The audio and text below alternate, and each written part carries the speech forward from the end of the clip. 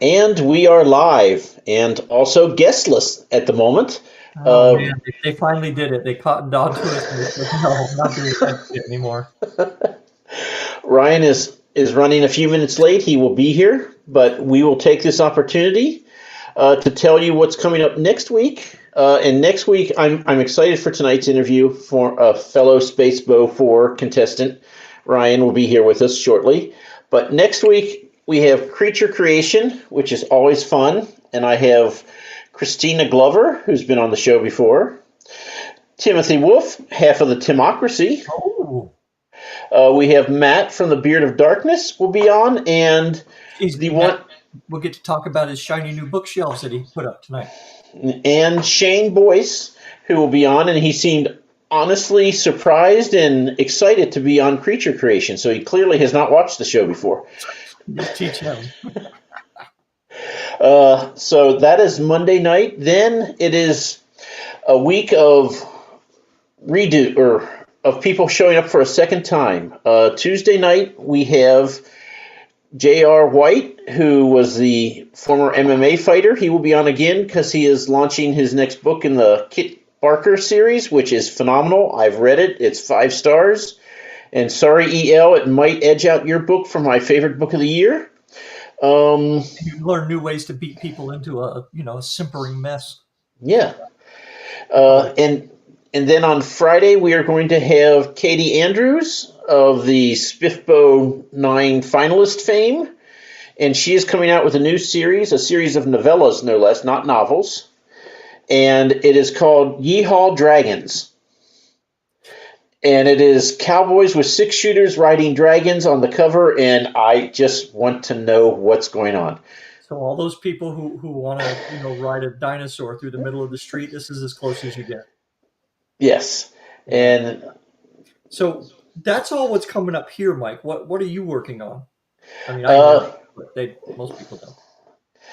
So I put on Twitter, and every single writer told me essentially the same thing: is follow what you're excited about. So what did you put on Twitter, man? You can't just say I put on. You just gave the punchline without the joke. Context, man. Context. I'm going to say relax. Okay, all right.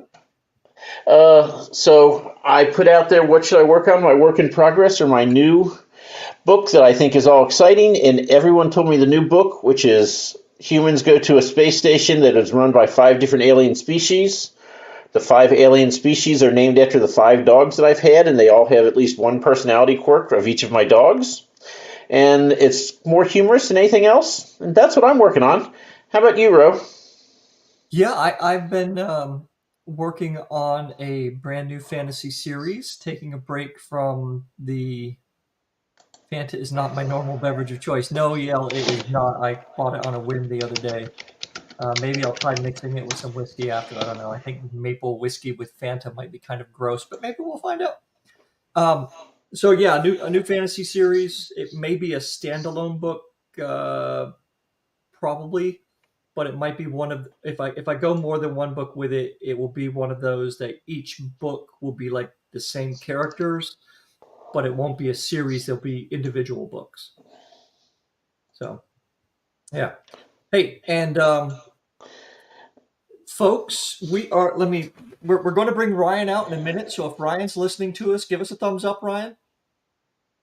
If he can hear us, I don't know. Nope, He came in a little bit late, but tonight on Bald&Balding for the first time, we have one of these bad boys.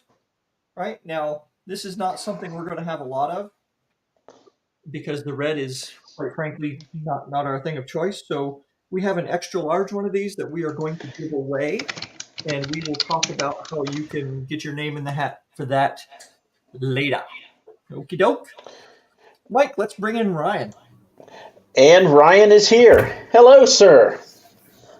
So you were perfect because we decided we wanted. Yes, we can hear you. Can you hear us? Ryan? Hello? I feel like this is what it's like when you talk to somebody in prison. Ryan? Mike is tapping and sending Ryan a message. I do not have Ryan. Okay, Can you hear us, Ryan? Give us a thumbs up if you can hear us. Ye cannot hear us. He cannot hear us. Well, that's going to be really difficult.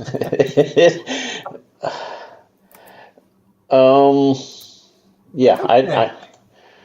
Well, this is a fun. I mean, it's been like a year and a half. This has never happened before. How exciting!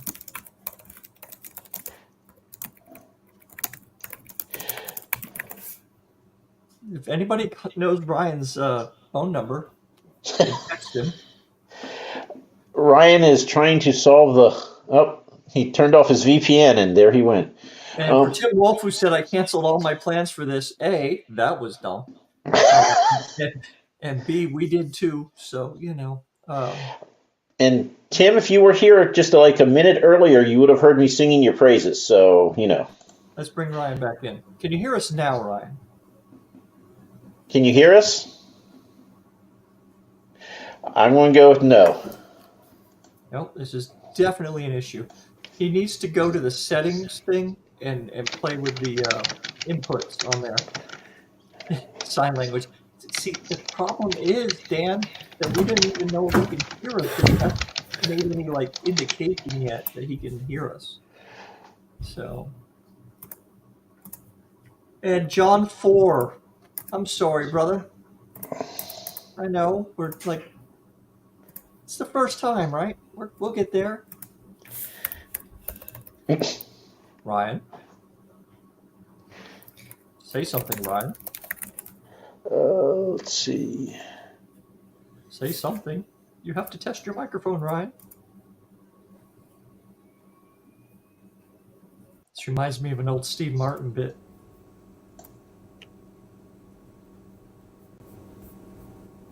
Ryan, say something.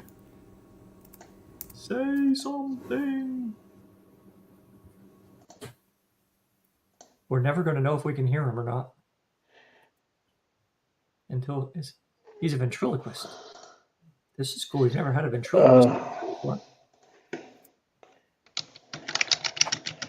This segment of the show is going to be featured in all of our advertising campaigns when we start a TikTok channel. That'll be fun. John 4, relax, brother. Mike is all over it. Can't you hear him tapping away on his keyboard? It is Friday. That's right, Tim. It's Friday. Yay. So, you folks in the chat, what are you all working on?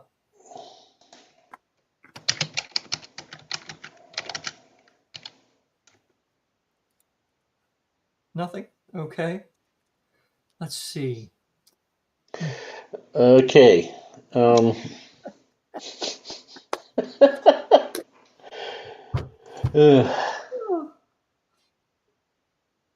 fantasy murder mystery. All right, Alex, you got a name for it yet? Get a title?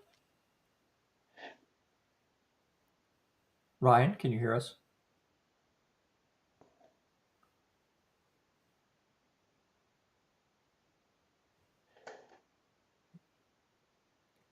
Tim, if you want to, you can certainly just send us a blank check.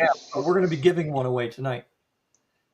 Well, Alex, you can't say that you're writing a book and then say the title is secret, man. John, Mike is texting with him now. He's got a private chat going with Ryan now. Can you guys hear me? Hey. Yes. Hey. All right. Can you hear us? I'm going to go with no. Was super delayed, but it went through. We can work with super delayed. Not in StreamYard. I can hear you guys on YouTube. Okay. Wow.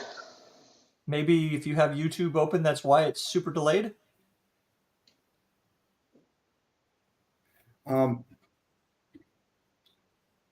No, EL went on Twitter and told me to pull up YouTube. Okay. Our tech man. StreamYard, you guys are completely frozen. Yep, that happens. Yeah, I think that's probably just us most likely. But all right. Well, Ryan, since you're here now, and tell us. Actually, let me go try my desktop again. Sure. Yeah. Do what you got to Okay. do. Give it a Go shot. for it. Okay. Give me a sec. Be right back. Tim thinks this is a StreamYard trying to get back at everybody. But we actually do have a paying account, so. Guess that we don't pay them enough. They want us to upgrade. Well, that's coming soon because I paid a year in advance. So, yeah, here in another month or so, we're going to get hit with. In addition to Fanta, tonight I have British Kit Kats. Thank you very much. So the wife and child, when they went to England a couple weeks ago, brought me back 2 very large bags of British Kit Kats, which I take great pleasure in devouring. Yeah, that would be the haircut I would give him, John, if that was my thing. Okay, Ryan, can you hear us? 5x5. All right. All right. Let me just blur my background real fast, and yeah, let's rock and roll. Thanks for having me. Really appreciate it. So you used to work on satellites, right? I still do. That's my day job. That's freaking ironic. Yep. It's funny. I sit on Teams calls like this all day, and yet I can't get this stuff to work at home. We'll just get this out of the way now then, I guess. You used to be in USSF? I was. So I did, holy crap, 9 years Air Force, and they asked me to switch over. And I did about 3.5, 4 years in Space Force once it got stood up, and then I got out in June. You did 13 years in active duty and got out? 12. You did 12 years on active duty and got out? Yep. What the hell were you thinking? I should have gotten out earlier. I had a couple points where I could have. Dude, left, you were 8 years away from payday for waking up every month. Didn't really enjoy it anymore, and It's not I about like them. enjoying it at that point. Stop taking the money out of sight. I like what I'm doing on the outside a lot better. I'm an engineer by degree, and when you get to a certain point in the military, they don't let you be an engineer anymore, right? So I am now an engineer every day, and I enjoy it a lot more. Okay, so everybody who's here to hear about Ryan's book, you got to give me 1 more minute. What was your first reaction when they came up to you and said, "Hey, how'd you like to be in Space Force?" Well, so I had some warning of it. When I was in grad school, we did a trip from where I was in Ohio, and I was in Dayton, and we did a trip to a NASA facility in Cleveland. And it was in McDonald's, just like in some little town in Ohio. And there was a colonel sitting eating lunch with us. He told us, this is like 2015, 2016. He told us, hey, there's going to be a Space Force. And we're all like, what are you talking about, man? He's like, no, it's just in DC. And that's what we're all talking about. Hey, Dan, yeah, so we are called Guardians, or I was called. That was like the Marine Sailor Airman thing for the Space Force. Yeah, I hate that. I'm not a fan of it. I kind of dig the Space Force uniforms. And I will admit, if pressed, that had I still been in when they went over, I really would have considered switching, just because I like the uniforms better. The Air Force does a lot of great stuff, but they don't do a uniform worth a damn. So right now it's the same uniform, actually. Yeah, we have not changed. No thanks. Oh, the name. Yeah. So I have a question for you. Go, Mike. Because the insignia looks a lot like Star Trek. Oh, dude, they're not going to make you wear red shirts, are they? No. And actually, Star Trek took the Air Force Missileers logo, and that was where that communicator comes from, right? So that was a logo for the early missile program. I guess Army and then later Air Force missile programs. It was one of their logos, and still on a lot of now Space Force insignia. I gotta respond to this real quick. EL, dude, I much later than Vietnam, but thank you. I'm shocked he's not banned yet. Normally he has to. No, he was banned before we actually started. It was all-time record. I know you call yourselves sailors. We call you seamen. I like the Navy. You can make fun of either one. We are the same thing, essentially. And none of us care because we all know that when we go somewhere, we stay in a hotel. Yep. So I will warn you all that Dan M is actually my brother, and depending on how much alcohol he drinks, the comments will go down. He'll very fast. Mike, you have a bunch of brothers, right?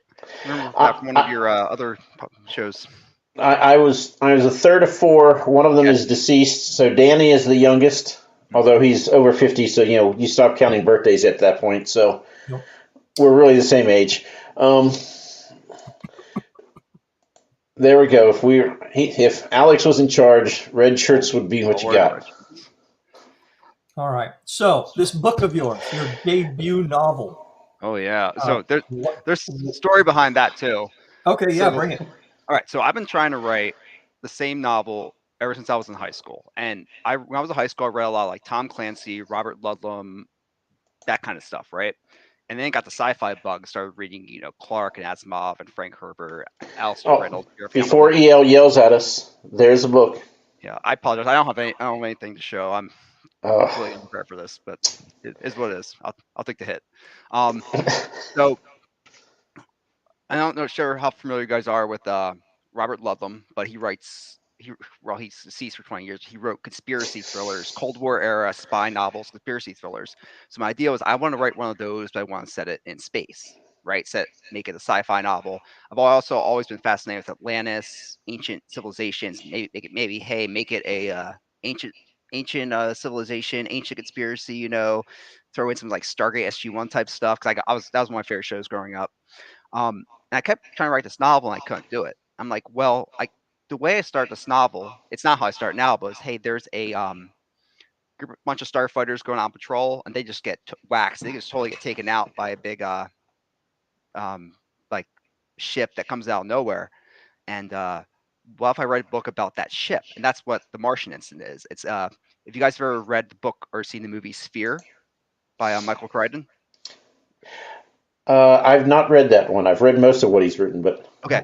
So Sphere starts with, hey, they find an ancient.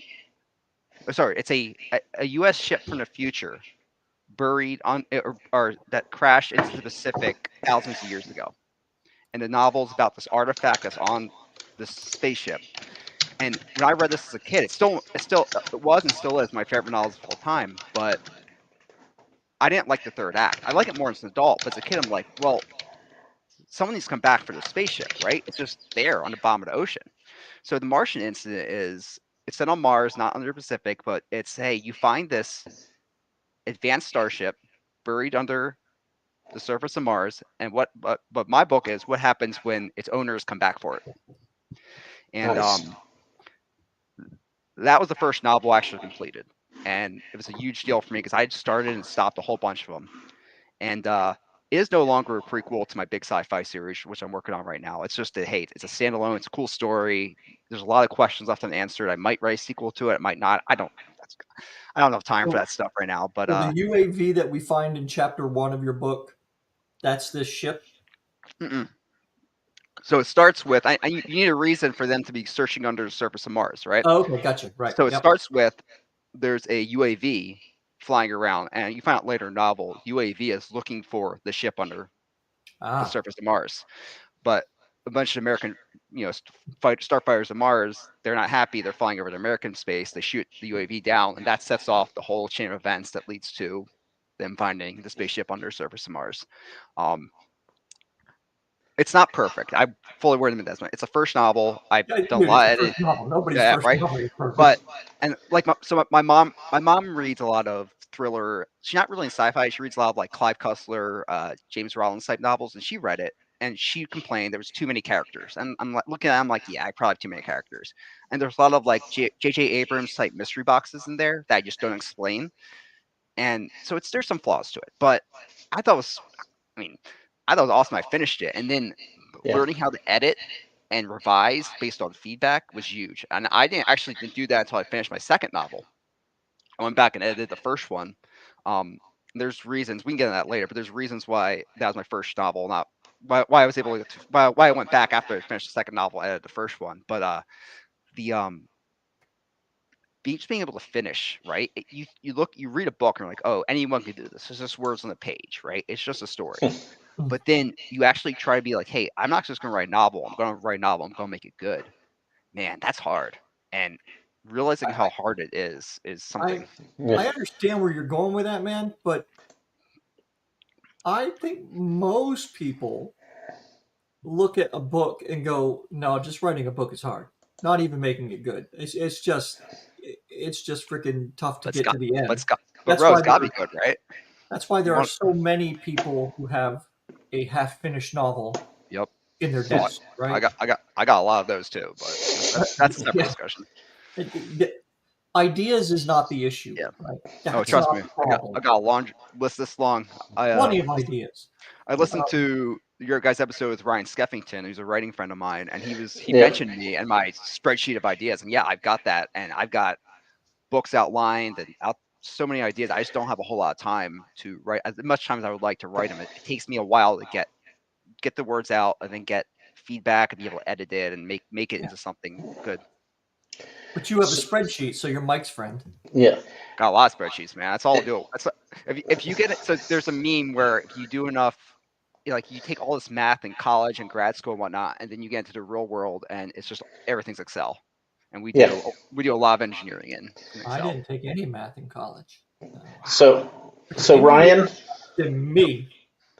So Ryan, I just want to tell you that I put out my newsletter yesterday, and I made a cool little graphic with the covers of like the different books and how far I'm, and it's already out of date because I've stopped that and I'm working on this new passion project. So my newsletter went out yesterday, and it's already out of date. I remember you mentioned that on Twitter. Yeah. So you did jump. You made the jump then. I'm 5,000 words into my new space, more on the humorous side, where the 5 alien races are each one of my dogs that I've had. Oh, I love it. And I gave each of them at least one personality quirk from each of the dogs. So, yeah. Why are all your 5 alien races so horny for the humans? Well, my question. What do dogs do when you go into the house? They immediately go and I want to know you intimately. So. Yep. You need to not live alone anymore, man. And Tim, it was 5K over 2 days, which is wonderful for me. Oh my God, that's great. But I did want to ask you, because you and I are fellow Spacebo contestants this year. We are. So how are you taking it? Are you like checking Twitter obsessively? I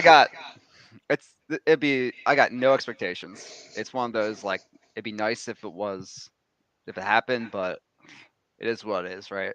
Like, not to knock the 2 books I have out right now, but like I'm working on the one big idea I have, right? Which is the one man fighting the ancient conspiracy. And like, I know that book is so much better than what I have out there. So I can't get worked up over, something that I know is just not as good as what I've written more recently, So if it gets knocked down the first round, it wins. It's one of those, like, it is what it is. So I think you guys saying that you're not really concerned or you have no expectations of winning is kind of like when you buy a Powerball ticket. Something like that, yeah. You know you're not going to win, right? But you still kind of think, I've got a chance. Back of the head, right? You just get a little idea floating around. And you still check the freaking numbers the next morning with that glimmer of hope in your eye before you realize you still have to go to work. And I think that's kind of what you really have. So it's not that you don't have any expectations, is that you don't want to let people know what your expectations might actually be, because then it would hurt so much worse. But Ro, I'm weird though, and like you're saying about not going to work, I like going to work. That is weird. He is young. I actually have, like, it's one of those things where when I was getting out of the military, I had a general idea. I wanted to work at SpaceX, Blue Origin, Rocket Lab. I want to work in one of the newer space companies, right? Yeah. And I called SpaceX. I called a retired colonel I know at SpaceX, and he's like, "Yeah, we'll take you, but you got to move down to Brownsville, where they just on Starship out of." I'm like, "Yeah, I don't want to do that, because I want to go to if I work for SpaceX, I'd want to work in the DC area where I am right now, or down in Cape Canaveral." And I got my resume over to Blue Origin, and they wanted me. They wanted me for a job that I've already done. I did it in the intelligence community, and I really enjoyed, which is doing the ground system and integrating like the antennas and the computer systems and all that for satellites.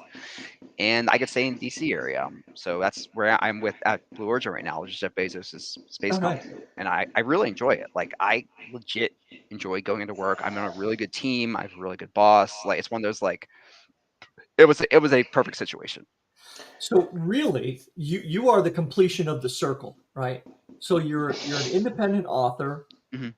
amongst all of those who pay money to Amazon to advertise their books, and that money goes to the big Jeff, and then Yep. Jeff gives it to you in the form of a paycheck. Oh yeah. And then we get a lot of stuff from Amazon too. So yeah, it's just a circle. And then like Right. we use AWS at work for all of our hosting. And we were joking about that today. A lot of, Blue Origin's paying money to Amazon, right? And then it's the money's going down back to Jeff Bezos, who's giving the money back to us in the form of our paycheck, right? So yeah, it's just a big circle. Man, I'd like to have a job where I could buy rockets. Right? Speaking of rockets, Mike, So you put out about a week ago a tweet that I saw. I was like, I got to remember this, because you said that the one space mission to Jupiter's moon is going to be launched on your favorite rocket of all time. Yeah. So And I was sitting there thinking, do I know anyone else in this world who has a favorite rocket ship? And the answer is no. So tell us about your favorite rocket ship and why. all right, so I'll start way back. In space, people they're on the rocket side or the satellite side, and I did all my academic stuff on the spacecraft side. My master's in spacecraft controls, and that's what I've really focused on. So I finished my master's degree, and the Air Force and Infinite Wisdom sent me out to Kirtland Air Force Base in Albuquerque to go work in a launch unit. And not only that, I am now after grad school, I was the mission manager for the first Department of Defense Falcon Heavy mission. So I owned the contract. I was in charge of getting all the payloads on it, and working with SpaceX to actually build the rocket. Because when I got to Albuquerque in 2016, the Falcon Heavy, which launched that Europa mission, like that was a paper rocket. It was a bunch of PowerPoint charts. Did we lose camera? Yep. Yep, there you are. We can still hear you though. Anyway. Okay. So I saw the Falcon Heavy from being a paper rocket on a it was just a bunch of PowerPoint charts, and the SpaceX didn't even want to build it, right? They wanted to just build a single stick Falcon 9 and not have a heavy rocket because they didn't see a use case in it. Well, they've launched 10 rockets since the beginning, so there's obviously people who want it. And I saw that all the way to when they did Falcon Heavy demo. I don't know if you guys remember that, but that's when Elon launched his car around the sun. Yeah, so that was the first one. The second one was Arabsat, and I was on console for that one. And then they reused the side boosters on my mission, which was STP-2, which was like 25 research and development payloads. No one cared about the payloads. It was making SpaceX build the Falcon Heavy, because now they're sending stuff to Europa. They launched the X-37 space plane about a year ago. We're doing really cool things with it. So a chopsticks catch, yeah, that was awesome. That's all structural engineering. That's beyond. I don't do a whole lot of that, but that was. So the reason they do that is so they don't have to put landing legs on Starship, and landing legs on something like that are big. My company's big rocket about that size is called New Glenn, and it's going to launch in December. And we have 6 landing legs. Actually, if you see my shirt, these little rectangles here are the landing legs, and they're huge. They're twice the size of what's on the Falcon 9. So SpaceX does those cool landings back at the launch site or down range. Those are really small. They're like, I don't know, maybe a 10, 15 feet tall. These are like 20, 30 feet tall, and they're heavy. So to get more, so you take mass away, right? You're able to launch, you're able to get more performance, and you're able to put more stuff in orbit. So that's why they're catching it. So don't put landing legs on. So you're approaching this book then from a very well-informed point of view as far as the rocket science goes. Yeah, well, in some ways, yes. I write hard sci-fi, but I don't get married to it, right? Like if I need to be like, hey, I need to have some kind of cool material that would work or some kind of thermal thing, I'll do that. I won't. I'm not gonna be completely, ruin my story because there's one, sci-fi thing that doesn't work. Right. Yeah. So when did your first book come out then? Sorry.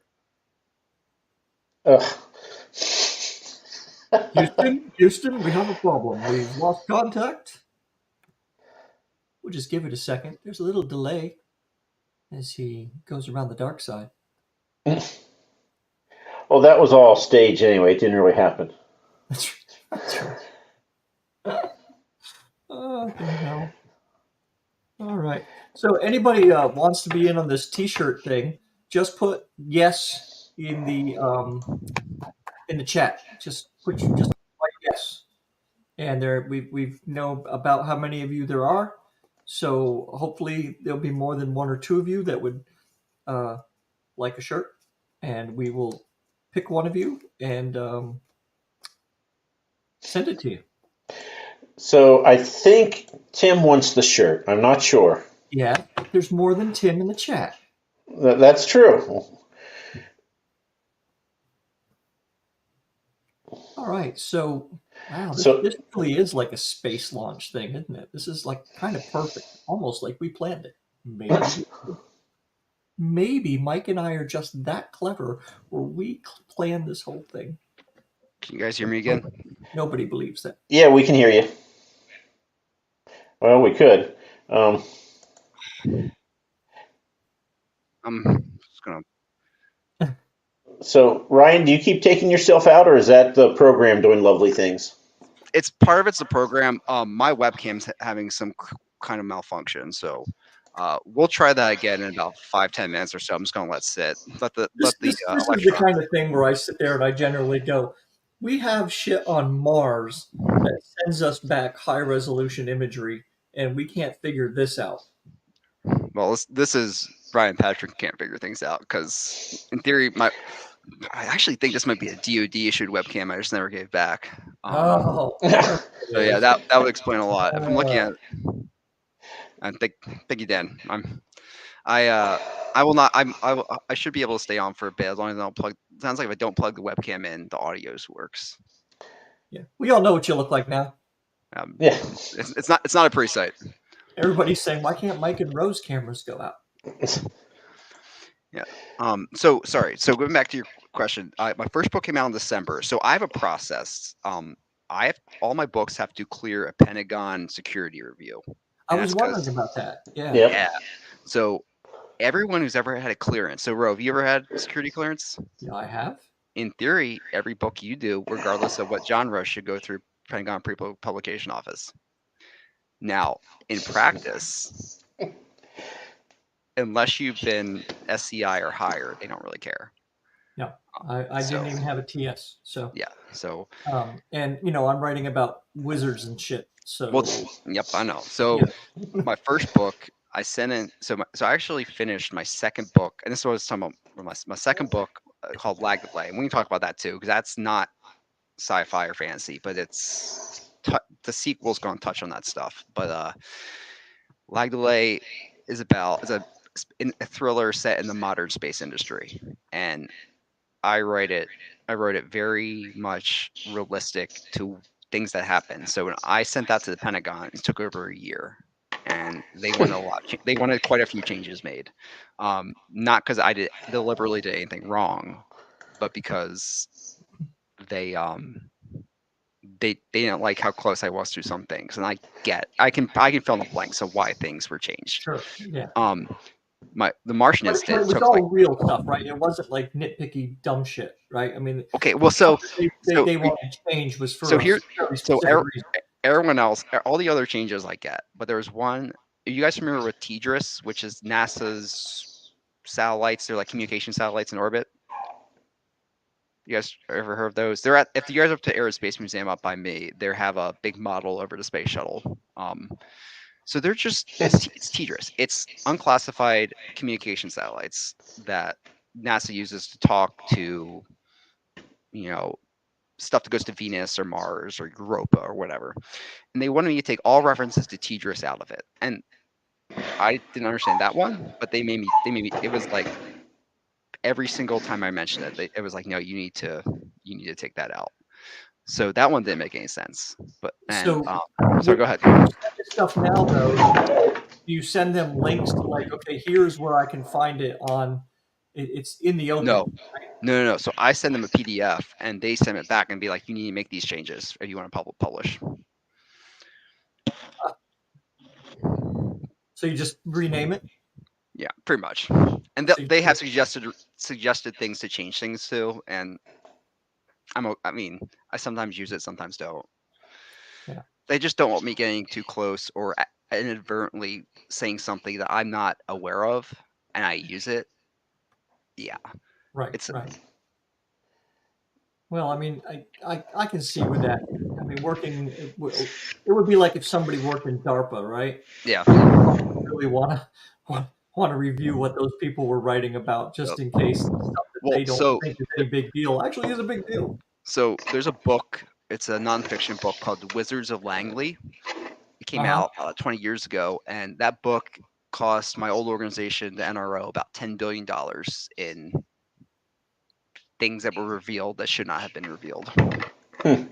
So You're talking NASA Langley, right? no, the National Reconnaissance Office. Oh, okay. So there's a couple programs that were mentioned in the book that no one knew of their existence. And yeah, it cost them a lot of money to rename all this. And on top of that, there were specific things that had to be renamed, and it was just a mess. So that was nonfiction, but there's also fiction stuff out there that has revealed things. So that's why people like us, right? We're supposed to send stuff in, but if you've never had a TS and you've never been an SCI, they're not going to care. I've talked with Mark Sibley, who wrote Mongol Moon. He's local to me, and he's had a TS, but he's never had an SCI. He doesn't send anything in. So I don't know if anybody out there is wondering or not, but quite often you'll see movies, and they will actually use real military equipment. Marvel is a great example, right? Mm-hmm. The first few Marvel movies were just Air Force commercials. Fantastic. I had buddies who were in them.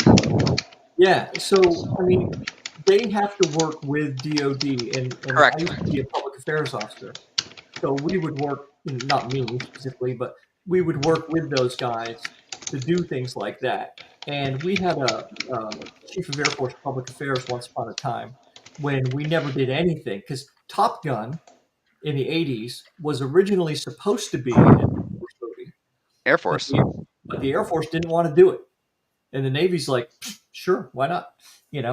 And so we finally got a chief of public affairs, a one-star, who said, if it's not pornography, we need to be doing it, Mm-hmm. And so we started really opening up to that. And it pays huge dividends in PR and advertising. Yep. To have Iron Man flying around with F-22s. And you could tell, like, when Iron Man lands to talk to Rhodey, there's like a freaking C-5 and a B-1. It's all at Edwards Air Force Base. Yep. And that shit is never parked together unless it's an air show. Right? It wouldn't just be sitting out there like that. So, they had those guys go out there and kind of make all that look good. No, so they do. And there's a whole process behind that. One of the things I found interesting was for the new Top Gun, there's the the high, I forget what it's called. It's the super fast aircraft Tom Cruise flies. Dark Star? Yeah. So they actually play games with that and removing the ground asset around to try to get Chinese satellites to follow and see if they could keep doing it. There's a whole unclassified article. I'll put in comments after this, but there's a whole article about what the games that DoD played with that to try to get the Chinese to move and their satellites and use fuel up and all that. I kind of miss it. I don't actually like it that much. All the cloak and dagger stuff. It was not for me. So Ryan, I have a question for you. Go, Mike. Have you ever read the book? It's a nonfiction book, A City on Mars. That's Werner von Braun's book, right? No. This is just came out last year. It's a married couple, and then I have read it. It was laughed at the Pentagon. It was not taken seriously. Oh, so my book that I have in Spacebow, it's all predicated on essentially energy is free because they're getting helium-3 from the moon. Mm-hmm. And I'm reading that, and they're like, our editors told us we could not have a 10-page scree over how helium-3 on the moon is not, in fact, the energy source we all have been pining for. And I just went on, and I was like, So what you're saying is the underpinning of my book is all fiction. Well, You're it is fine. science fiction. Yeah, but you're fine, Mike. That book is not scientifically accurate, and I would not recommend it. Well, when they got to they said the real reason why there'll never be a city on Mars is the legal situation. I'm like, really? That lawyers are going to stop people from launching rocket ships? Is Elon going to care? No, SpaceX is going to launch. They're going to do uncrewed launches in 2 years from now. They're going to try to send people in the 2028 window when that opens up. So we'll see if that happens or not. But yeah. But yeah, I had my book. I'm getting ready to publish. I'm all excited, and I read this. And I'm like, huh. So well, it is very much fiction then in the science fiction realm. Got it. Okay. Just as well, really. so, Mike, I have your book actually. I just haven't read it yet because it's first person present tense, and I present tense is a huge block for me. I have a really hard time getting over it. It's just not how my brain processes fiction. Yeah, you that gotta you are push not the it. first. I think my first comment to Mike when he gave me his book, my first comment was, "Can you not write this in first person?" It's becoming more popular, I think. It is. Especially first person present. Third person present, I don't think is ever going to really take off. But first person present, that stream of consciousness, right? That there's a benefit to that. My brain cannot get over it. And I'm reading I actually just finished Adrian Zhukovsky's Children of Ruin, and he goes back and forth between third past and third present, and the third present take me twice as long to read as the third past, because hey, it's like, my brain needs to completely switch algorithms. So I early on another show I mentioned, and Bo still ridicules me over this, Bo Kelly. Yeah. But when I was starting to write, I read exactly one article on the internet, so we know it's true. And it said that first person present tense is what everyone is doing now, and it's probably the future of writing. So therefore, I went ahead and I did that because I did my research. Yeah, whatever. Suicide note's been around a long time. But you said you did your research, right? Yeah, I read one article on the internet, so it must be true. Yep. Yeah. Yeah, so I had the book. I just have not. I'm at some point going to retrain my brain to be able to do present tense. But yeah, third limited past. That is where it is right now. I think it's where all the big popular books, with some exceptions, are in the sci-fi fantasy realm. At least the ones I'm reading. So I will give you some helpful advice. If you decide to write epic fantasy, first person present tense is a horrible choice. A horrible choice. Becoming a druid is all first person present, right? Yes. All of my books are first person present. So that's why the second book, the Sins and Sorrows, is side characters who don't die. They get their own novella, because otherwise there's just things that happen that, unless I go all Greek tragedy and this amazing thing happened off stage, So yeah, it's miserable. Don't do it. So another thing not to do that I've learned is indie techno thrillers, which my second book, Lag Delay, it's a thriller set in the space industry and 5 minutes in the future. So the book that I sent you guys, The Martian Incident, sold pretty well, gotten pretty good reviews. I've done okay. Lag Delay, which I think is a better book, not so much.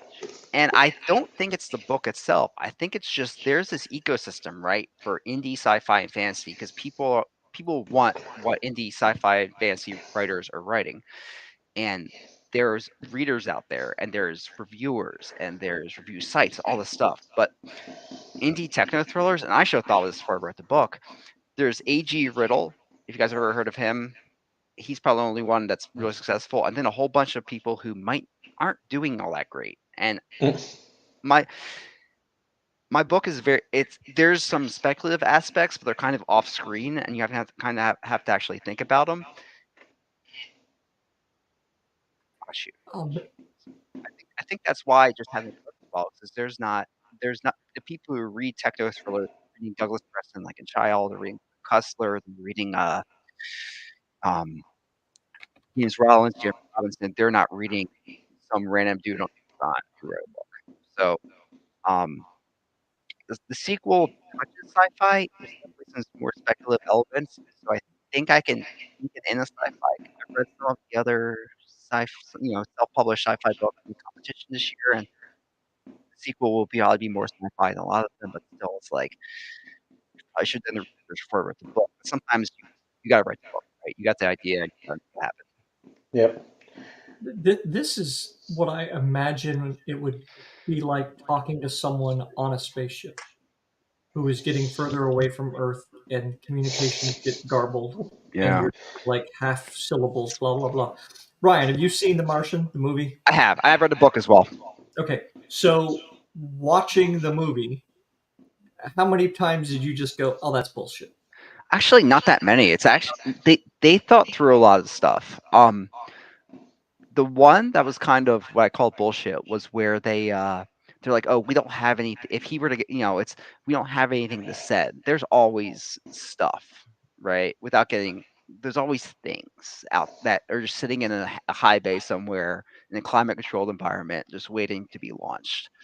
And the fact that we don't have any rockets, we can't send stuff. Even back when that was written, which was a lot pre SpaceX, there's always stuff that they could have sent supplies to him. And which might have taken a while to get there, but they could have. That's probably the only part that frustrated me. Other than that, I thought it was actually pretty good. I like The Martian.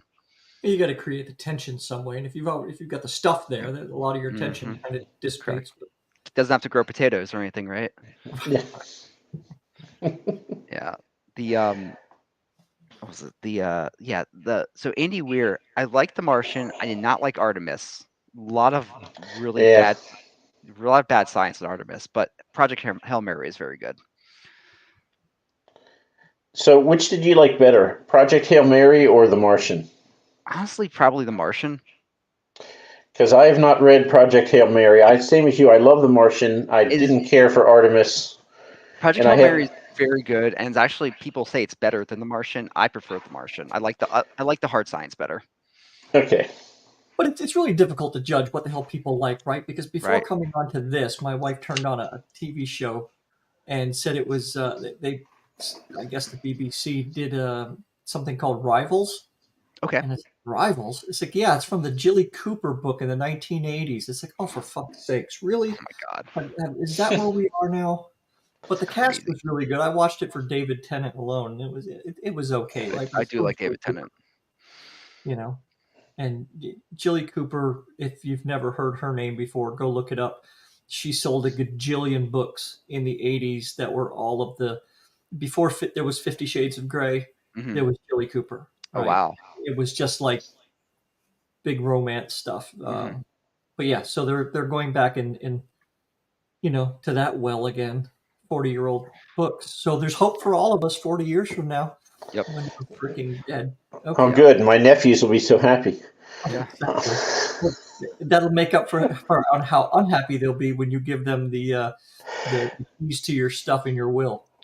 So my nephews, I leave my copyrights. Oh, yay. Thank you. So I have to tell you, my nephews, my one brother passed away, and he was unmarried. And so I live in Virginia. They all live in Kentucky. So they had to go clean out his house. And I was 500 miles away, so I did not. And my nephew, we were talking, and he goes, "Oh, my God, Jeff and I are going to have to do this 3 more times." Oh, my God. Because I have never married, and my youngest brother, Dan, is not married. No kids.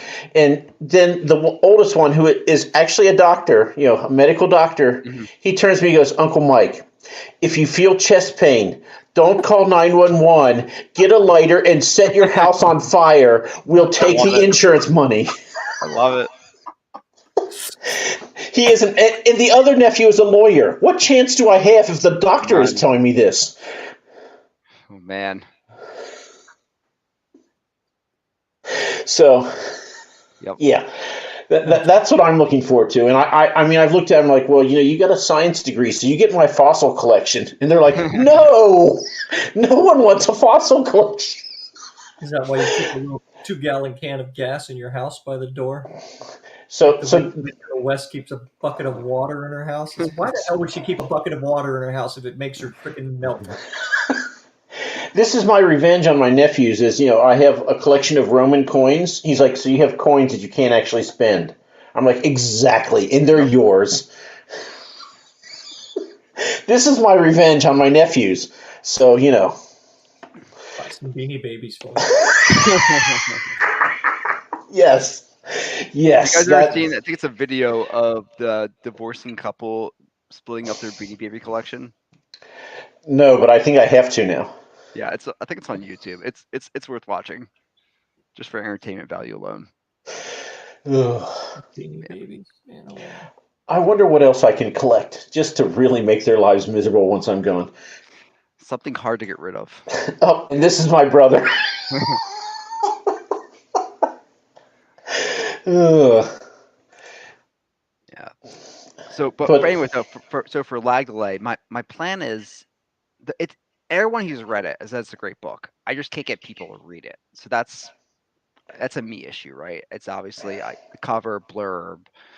That's a marketing issue, man. That's an all of us issue. But the thing though is the sequel. I'm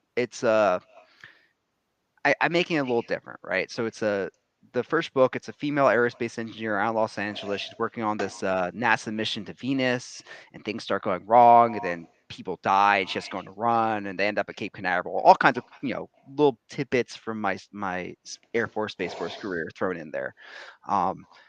The sequel's set on a submarine with a prototype sensor and the Russian stub trailing them, and then there's something else trailing them, right?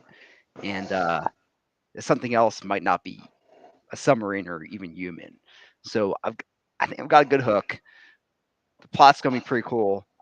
And I think once I get people to read that, they'll go back and read the first one, right? Because they're standalone. Yeah. You don't need to read the second one to read the first one. But if you read the first one, you'll get hints in the second one of little Easter egg type thing. So that's my hope at least. But it's really good. The pitch for it is it's The Hunt for October meets Jurassic Park. So Ooh, I like it. yeah. So and I like both those books, right? So when is that coming out? Oh man, I don't know. So I have the Europa Inception. That's that big conspiracy thriller, sci-fi thriller I'm working on.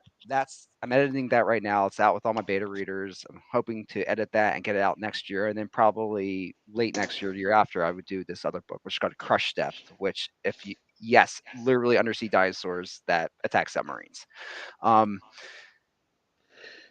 That book, that's another Pentagon worry because I dropped. I mean, I'm not putting anything classified in there, but I've never been on a submarine, but I'm worried that they would say, oh, you can't do this because I go into a big part of it is quantum sensing. So in the submarine, you have sonar, and if you can see the Hunt for October, if you ping with sonar, the other sub can hear you. With quantum sensing, you can't detect that someone is sensing you. You're sensing changes in the gravitational field at the subatomic level. So obviously for a submarine, you'd want something like some technology like that, right? That you can sense without being detected. And so I'm mixing that in and mixing in some, obviously the Russians, right? I grew up reading all my dad's Cold War era spy thrillers and techno thrillers. So obviously the Russians have to be a bad guy. So there's a Russian on a submarine, and then there's Russian subs outside. And then there's obviously some, undersea dinosaurs that are attacking the submarine for reasons. So is it Nessie? It could be. I haven't. So the first draft I wrote like a year and a half. I wrote last year, and they were Mosasaurus, which are big undersea reptiles, kind of like the big one from Jurassic World. But I might change that. I've been actually doing some research in ancient whales, which are actually bigger and scarier than the Mosasauruses. So in this draft I'm working on, we'll see what I do. So I have Mosasaurus's teeth that I'm giving my nephew Johnny. Oh, nice. So yeah, my 7-year-old is the dino girl. I have I got the 4 girls, and the 7-year-old is she's very into dinosaurs. So she gets all the dino books out of the library and does dinosaur stuff and all that. So yeah. So yeah, that's the one I'm currently redrafting because the second half I like. So basically, after the Mosasauruses or whatever attack the submarine, I like that part of the book, but I didn't like how it got up to that point, so I'm rewriting the whole first half of it. So yeah, you kind of have to be writing 2 or 3 things at once if you've got an extra year built in there for DoD review. Yep, but I don't have anything actively there right now. Although my sci-fi book, I only have 2 data points, but the sci-fi book took like 3 months, and the techno thriller took 14 months. So who knows? Yeah, it's tough, especially because like I was kind of hoping to do a lot of uncleared work after I got in the military, and their Blue Origin sucking me back into the classified space. So Bastards. yeah, so is what is. So I still have to go through that process. So I have a question for you, because we had a previous. I know. We had a previous guest on this show, and she was not allowed to say what company she worked for. She's an aerospace engineer, at least. Well, she could, but then she'd have to fill out the paperwork. So she begged. That doesn't make any sense. You can always say what company you work for. You can't say what programs you work or. Well, she said she was pulling your chain. She well, it was one of the legacy aerospace companies, let's say that, and she said that if she mentions the company, she'd have to fill out paperwork, and she didn't want to. Wow, So she wouldn't. Crazy. That sounds like Boeing. It was not Boeing. Boeing, come on over. The door's always open. I've worked with Boeing. Actually, I guess since we're not saying who it is, I can tell you it's Norfolk Grumman. I know Norfolk. So she said that if she mentioned them, she had to do paperwork. Yeah, so she is not mentioning them. So there you go. Yeah. She said nothing. I like Northrop. Northrop's a good company. I've worked with them a couple different assignments. They're good people. So who is going to be the next country, or is it going to be the U.S., who puts boots on the ground on the moon? Moon, I don't know, but we'll be first to Mars. I put a lot of money on that one. Not sure how much you're following NASA's Artemis program, but that's a lot of news. Yeah, a lot of news this week, but that getting delayed, and they're supposed to next year. They're supposed to fly around the moon, and that's getting pushed out even further. So, while we're talking about real things instead of your book, when are they going to build something upward, like the space station is, or something, where they can build something in space, so they don't have to lift it off? Fight gravity to lift it off and spend $1 billion per pound of cargo. That's the real trick, isn't it? But you have to find where the material is, and that's most of the material. You guys have probably read or seen The Expanse. Excuse me. That material is all in the asteroid belt. So we need to go get out past the Mars to the asteroid belt and start getting that raw material if we're going to do something like that. We're not going to be able to do it in Earth's orbit. We're not going to be able to do it on Mars and the moon. So, So you're saying space elevators is just really fiction? No, you can do space elevators. It's really? So we actually talked about this. Holy crap! Way back in my undergrad, we did the math for it. You can do space elevators. The problem is it's materials technology. So chemistry, Mike, that has not caught up. That has not caught up to where we need to be able to do that. That's because our brainy chemists are wasting their time making shampoo. So actually, when I was an undergrad, I worked with buckyballs, and that was if we can make these, this can be the coating for space elevators. That'll be hard enough that it won't just rub away after one launch. Yeah, that was the savior of mankind, was buckyballs. I worked on that. I actually have a paper out that's of no value to anyone now, but my name's on it. So yeah, buckyballs. I did that. And nice. I've not done anything of value since. And like I said, that's of no value to anyone now. So that kind of tells you about my career. But if you want to know about shampoos. Oh, you're the guy. Hey, I made a dry shampoo that actually foams wonderfully. I'm very proud of that. That's what I've been reduced to. Now, Mike, are you able to work that into your writing at all? I'm starting to. I'm starting to get there. Nice. I was like, of all the things when you're writing a sci-fi, what does the chemist decide he wants to do? The recycling system. How many people want to read about the recycling system on board a spaceship? Because that's what you're getting in book 2. Mike used to work on shampoo, and then he gave him one. Mike used to have a head of hair like freaking Eric Estrada. Wow. But then he used himself as his own guinea pig, and Yeah. he said, "No, sorry." My dad is very bald, and he always makes comments. Oh, I love being bald. You don't have to buy shampoo, and I'm like, you buy like 2 bottles of shampoo a year. Like, what are you Right, talking exactly. Oh, no, no, no, no, no. So my boss actually yells at me now all the time. I got a bottle of shampoo and I was just, mindlessly doing the whole pump and getting all, and I was like, I don't need that much. So I do like a pea size now. Yeah. It lasted me 4 years. Oh wow. It finally ended up, I bought a new bottle. It's 38.6 ounces. So it is going to last me over 5 years. That is my Crazy. goal. And my boss is like, but Mike, we're a personal care company. You need to buy more of this stuff. It's good for us. And I'm like, no. Yep. And the recycling system, Alex, I will put you to sleep. I guarantee it. So that's one. Everyone says my job does help. It really does help with being able to write sci-fi because like and this is my big sci-fi series.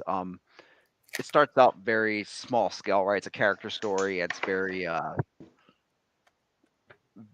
much a Robert Ludlum book. But then I want to transition that more to, if you guys read Tom Clancy's stuff, big space Yeah. battles. But I want it realistic. I want in space you don't always want kinetic, right? A lot Right. of what we do is electronic warfare. It's jammers, it's RF waves, lasers.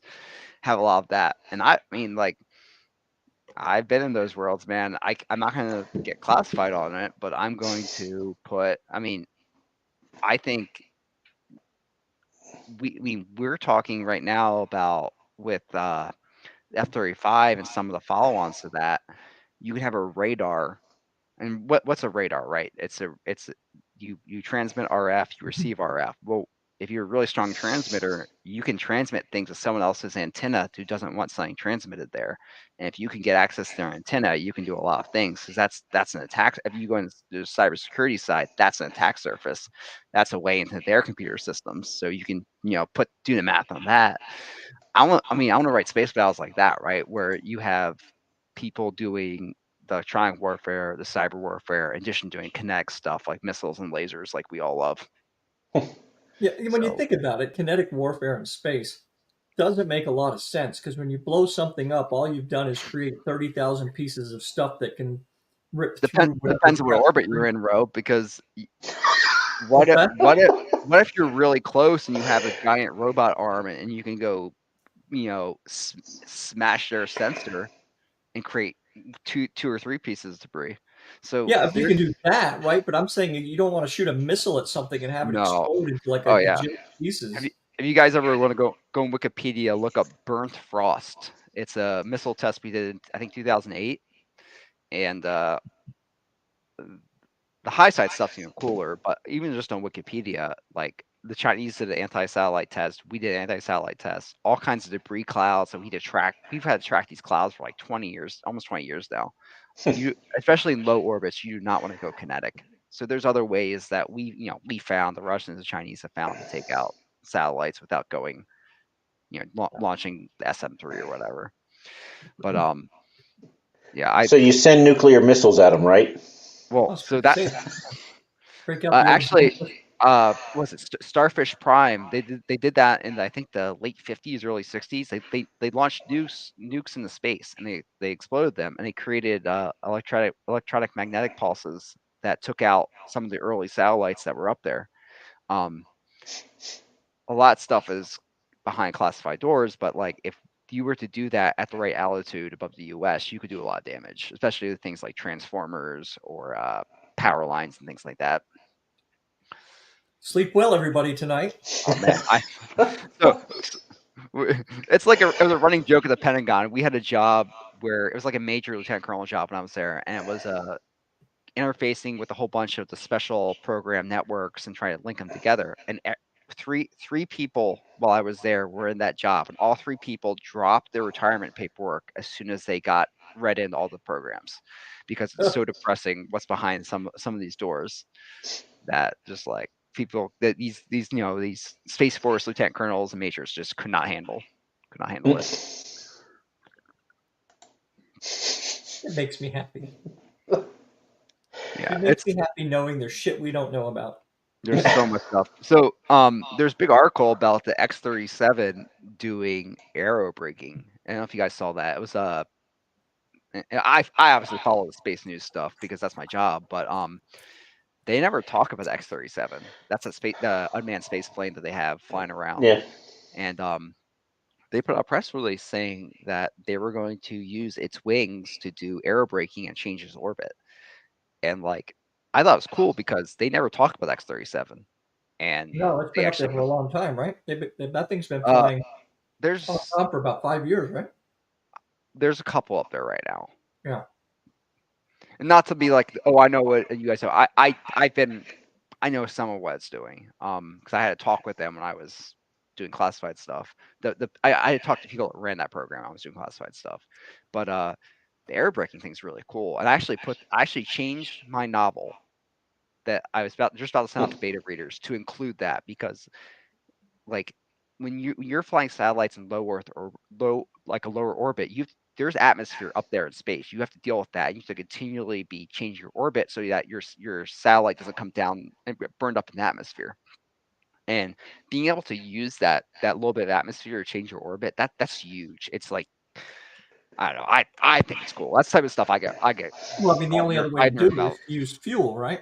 Yeah, you have to. But with that the X-37 has a lot of fuel and it also has wings. So like an aircraft, it can use that bit of atmosphere, which is much less than an aircraft that's flying over your house, and it can change the shape of its orbit. Otherwise, you got only other way to change it once you're up there is to use fuel. Right. Russ. So Ryan, which group are you in Spacebo? Oh, I don't even know, man. That was wow.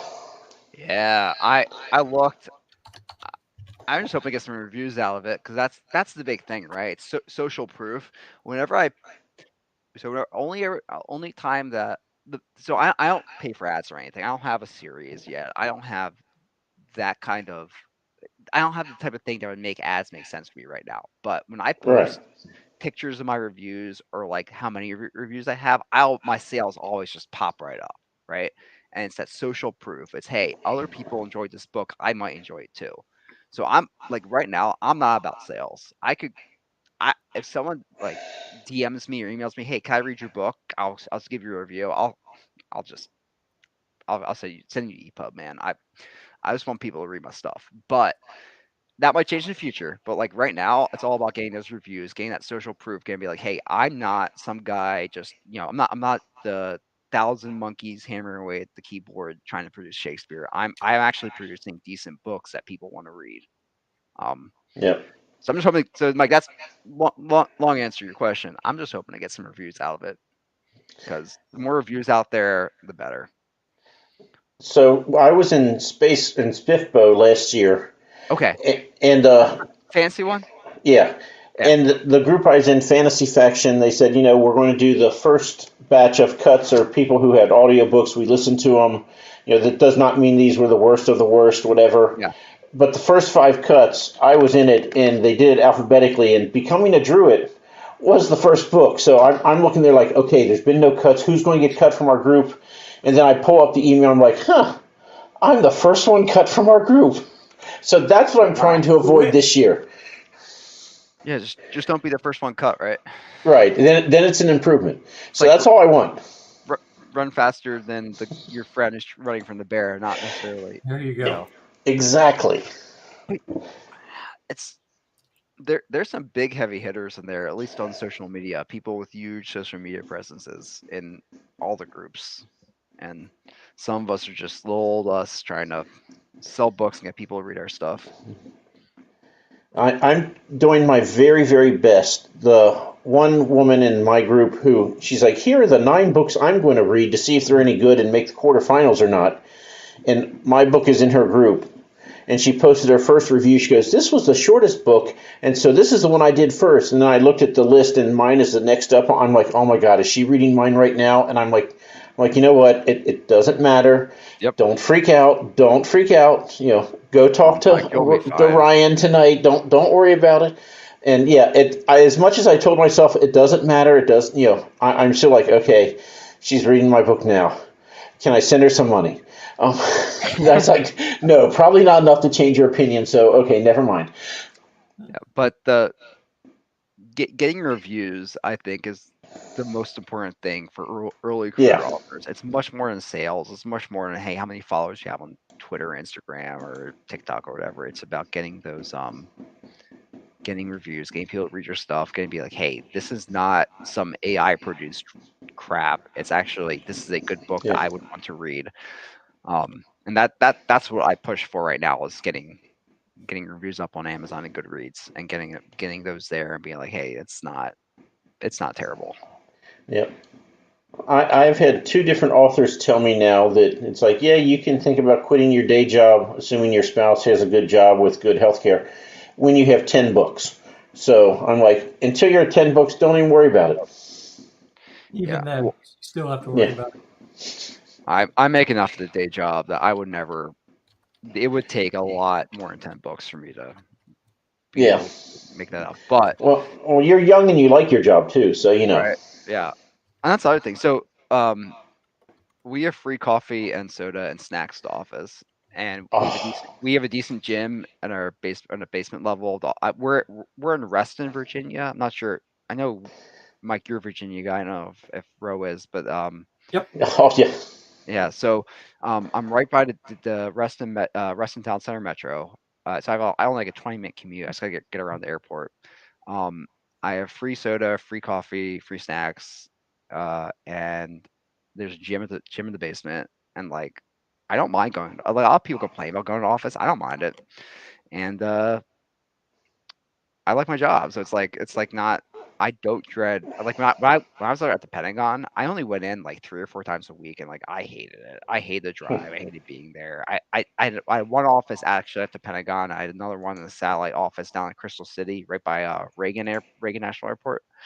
And no matter where I went, I just did not enjoy the Pentagon. But Yeah. the going in the blue, it's like there's like the free snacks and stuff, but then also like there's like, spaceship pictures everywhere, and like it's like we're gonna go colonize space. I'm like, yeah, this is cool. I like it.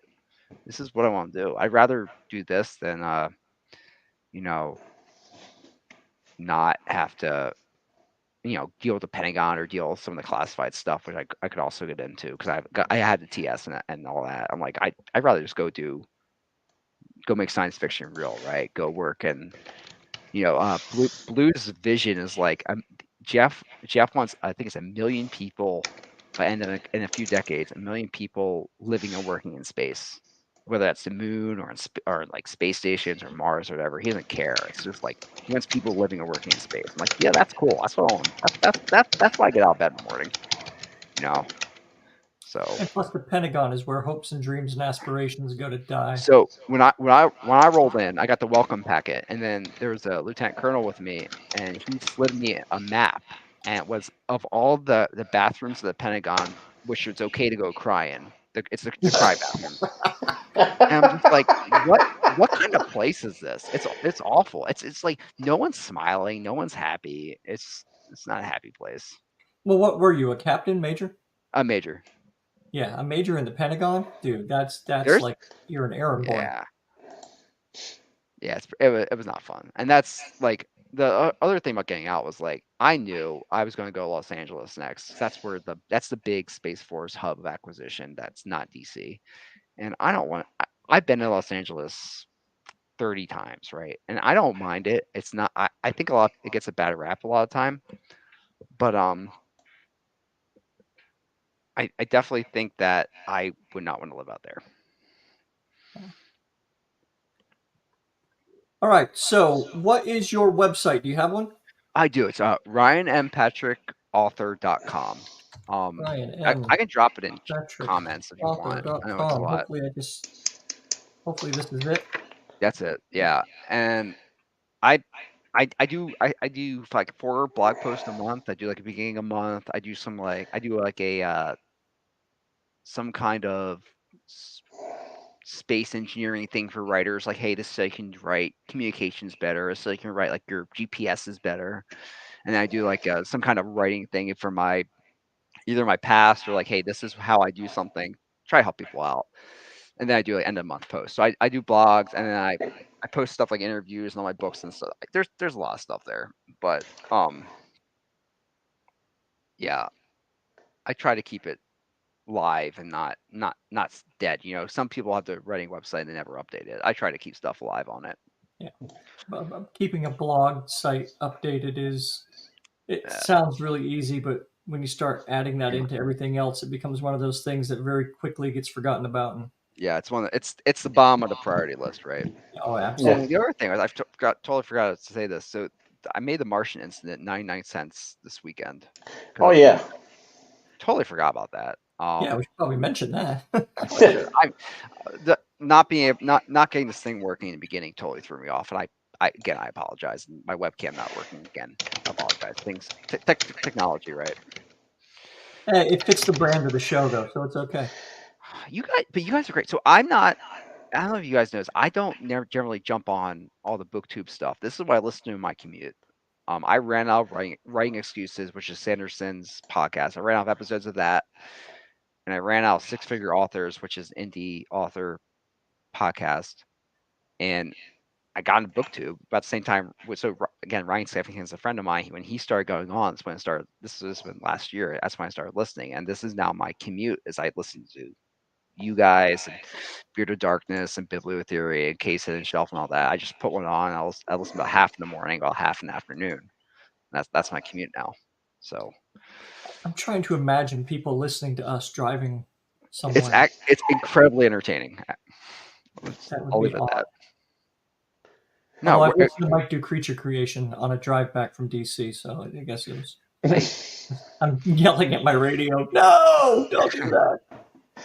So I will tell you, you're the second person. Laura Huey, she said, yeah, I love to turn their show on, like in the background when I'm cleaning dishes or something. It's just like listening to two grumpy old men. It's kind of funny. And I'm like, that's our brand. Right? Yeah. We were just talking about that one of the glad we can be the white noise to your life. Thank you very much. You gotta have a brand, right? And I guess that's your brand. Just like and subscribe, and we're fine with it. Yeah, there you go. That's what we need.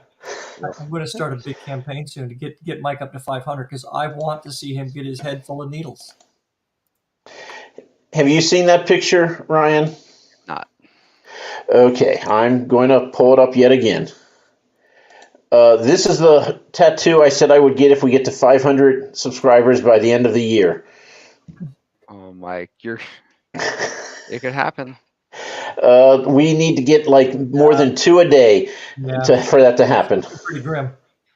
So, stranger things have happened. That they have. There multiple people said they're going to get a bot farm and make it happen, and no one has. Yeah, it's very disappointing. Maybe you should talk to all your mates up there at Blue Origin. Yeah. And have Jeff give us a little shout out and say, hey, get these freaking Yoctabes up to 500. Yeah. We talk a lot of sci-fi stuff at work, but it's mostly just shows, right? Star Wars, Star Trek. I have a TIE fighter at my desk. Like it's like that kind of office. So I like it. Well, I have to ask you then, Ryan. Oh no. Who's your favorite Star Trek captain? Oh, it's Picard, but Sisko's a close second. All right, good. Who's your least favorite? Man, that's tough. It's not. I would say Janeway, although I like the actress. Voyager ticks me off a lot. What's that? Voyager, the show could have been so great, and then they just kept magically recycling red shirts, and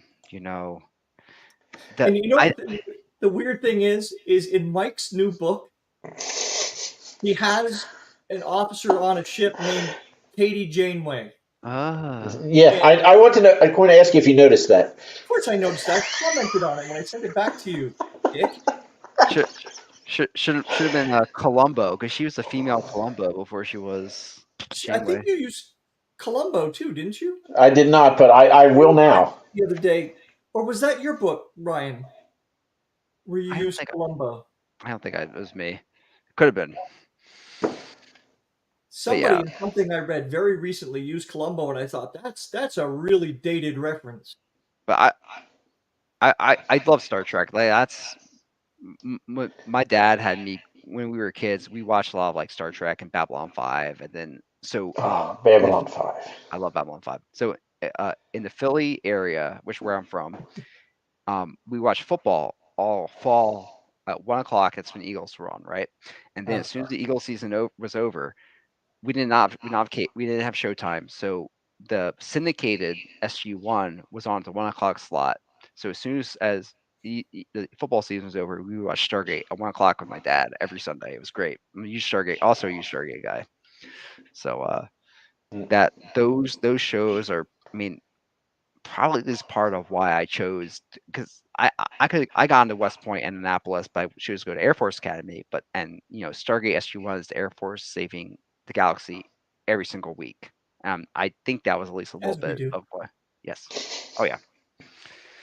But that's why I chose Air Force over West Point and Annapolis. So yeah, the 90 sci-fi is where it's at. Although 2000 sci-fi wasn't bad, because you had Battlestar and Stargate Atlantis and stuff. But yeah, definitely like all the Star Trek, Next Generation, and Deep Space Nine, and then Babylon 5, and Enterprise wasn't bad, but kind of ended early. Well, I for one think your answer was fantastic. All of it. Yeah, I'm vindicated. Thank you. you'll be invited back. You gave the right answer for Ro. Although when you mentioned all the great sci-fi shows, you did not mention Farscape, and I do like Farscape. my feelings are a little hurt. No, I've seen a lot of Farscape, and I was really happy when Ben Browder and Claudia Black went on Stargate for the last 2 seasons. Yeah, that made me happy. But yeah, Farscape's good. I didn't like the Peacekeeper Wars that much, but the original Farscape was good. yeah. I have not. I need to watch that front to back like I have a lot of the other ones, because I missed when I was a kid. It's on the Sci-Fi Channel, and if you miss an episode, you miss an episode, right? So I'm gonna go back and watch all that. Yeah, that's the way I was, and I just remember watching. I was like, "What the hell? They're adding new characters," and you're like watching, like, "Oh yeah, she's totally going to be a member of the crew." And like, nope, she's dead. I don't know who's going to be a member of the crew from show to show. That was wild. I love that show. Yeah, that was a really good show. The first episode I watched was the one where like Scorpio and what's his John Crichton, was that his name? Yeah. Right, Yeah. Crichton, Another yes. character Mike's named in his book. I named my Basset Hound Crichton after John Crichton. Make up some names, man. But it's the one where they're like fighting in the cartoon, right? And it's like the Wile E. Coyote Roadrunner, and that just stole the show. When he's like in his mind, he's fighting in like a cartoon version. Like, this is great. It's very like irreverent and like not. It's sci-fi, but it's also like doesn't take itself that seriously. It's all the puppets. It's Canadian sci-fi. Australian, actually. Is it Australian? I thought it was Canadian. It's Australian. The rest of them are. Okay, my bad. And then there's the X-Files, which I did not watch much X-Files as a kid. My dad didn't like it, but then I watched as an adult. I definitely like that. And Twin Peaks is good too, if you guys have ever seen that. It's more esoteric, but I was going to say your dad's right. I hated X-Files. He just wasn't so that's the thing. Like my dad watched 2 things on TV. It was sci-fi or football or like sports. So that's all I watched growing up. Yeah. And he has Star Trek, Babylon. He's like stuff we talked about. So yeah. Yeah, my brother every 6 months or so tells me there's been a new article. They're going to bring Babylon 5 back, new and improved. Yep. And I'm like, maybe in my lifetime, but I doubt it. Yep. But God, I wish it was true. All right. I am being told by my wife to wrap it up. So you guys are, Martian Incident, 99 cents this weekend. I just bought it, actually. Oh, thank you, Mike. I appreciate that. And thanks again for having me. I will troubleshoot some of the technical stuff, and hopefully next time I do something like this, I don't have the same issues. Well, next time you have a book out when the Pentagon says you're allowed, let us know. Well, it might not be for another year, but I'll hit you guys up. It's like traditionally publishing, except you don't get the benefits. Right. There's no money coming to you. All right, Ryan, thank you very much to everybody who joined us for an hour and a half tonight. Thank you very much. Thanks for putting up with all the weirdness at the beginning there. Yep. We saw it was all right. It worked into to what we were talking about. And Tim, send us your mailing address on Twitter DM, and we will get you a shirt. All right. Thanks, everyone. Yep. Take Good care. night.